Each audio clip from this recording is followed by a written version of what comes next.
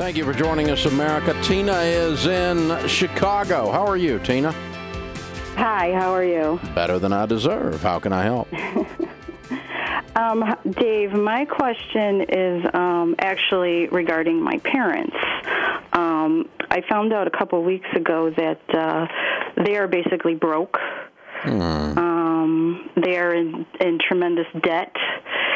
They still have a mortgage on their home, quite a substantial mortgage on their home.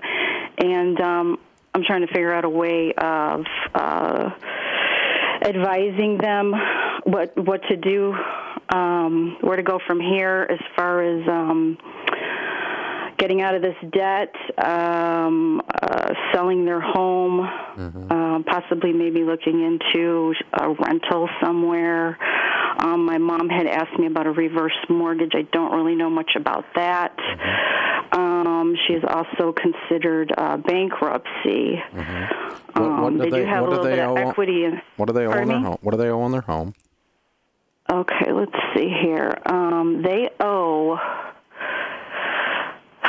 their first mortgage. They owe $167,825. They also have a line of credit of $3,145 or $30,145. So they owe around a little under $200 on the home. What's it worth?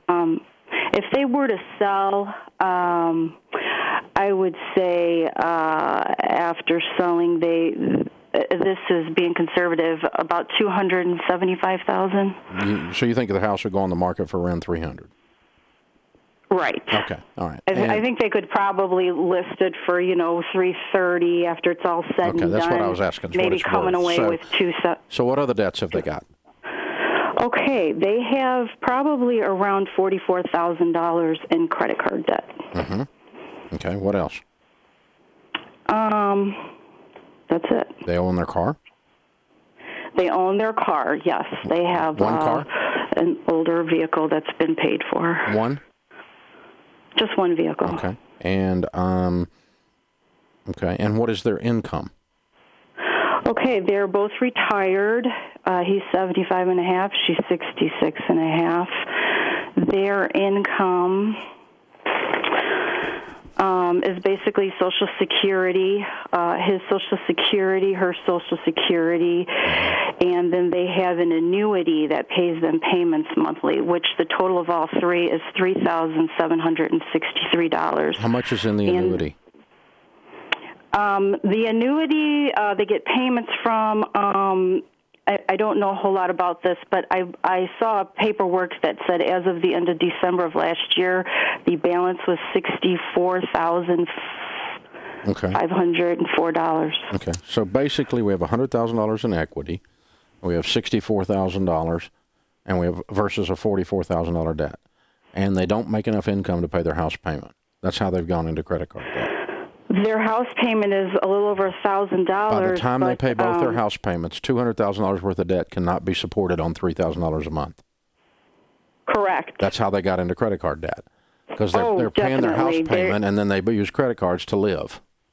Exactly. Yeah. Exactly. I figured out they have around $4,500 of expenses. So they're in the hole. They're in the hole. A couple of grand a month, which is $24,000 a year, is going to be added to this credit card debt until they go bankrupt.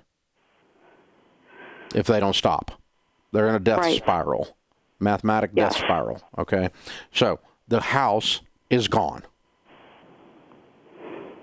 They can't afford it. Right.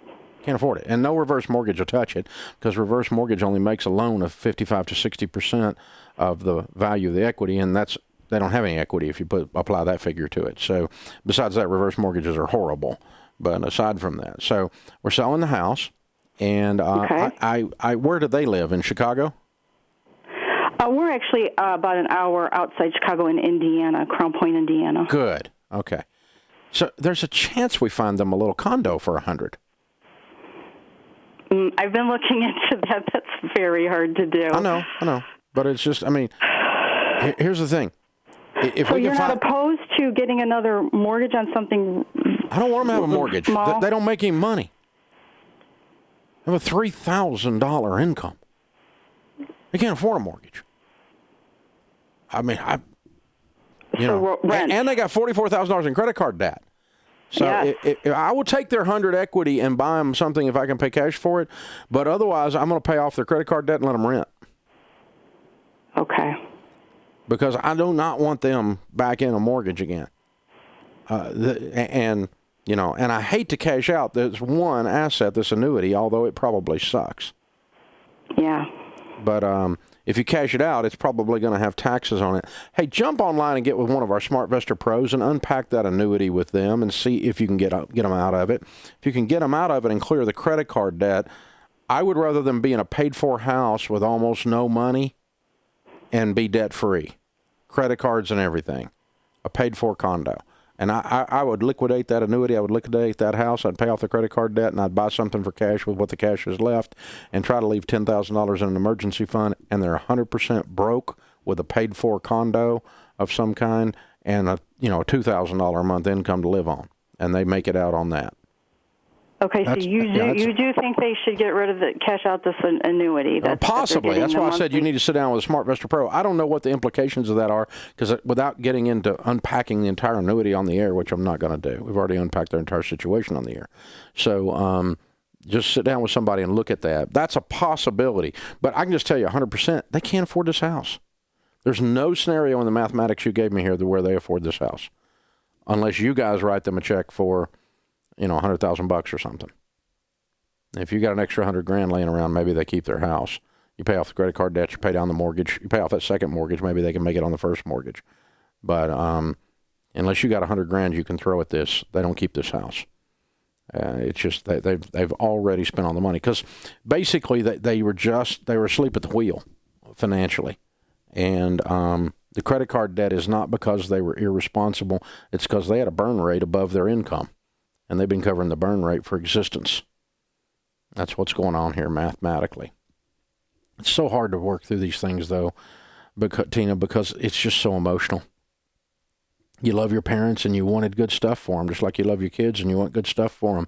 And the sad story is, unless somebody's got some money to throw at this, there's not going to be a really super wonderful fireworks going off financial happy ending to this. It's going to be a struggle all the way through because of their ages and their incomes, and that's where they are. So that's the thing. Hey, thanks for the call. Guys, did you know if you invest $100 a month from age 30 to age 70, you're going to have around $1 million in your mutual funds and your 401k? $100. Some of you spend that at freaking Taco Bell. $100. And you don't have to have this phone call with your daughter that this lady just called. You know how much, $100,000, how much it would change that situation. 100,000, 1/10 of that, how much it would change that whole situation I'm just talking about. They probably wouldn't have gotten in a couple of these things. But you cannot spend all you make all your life and end up anywhere except dependent on social insecurity. And it's tough to live on social insecurity. It's not enough money. It was never intended to be a retirement plan. It was intended to be a supplement to your retirement plan. And when you don't have a retirement plan, it's your whole retirement plan. I mean, you're on the Alpo budget. It's not good, y'all. That's such a sad situation that Tina's facing. When it's your mom and dad, it breaks your heart.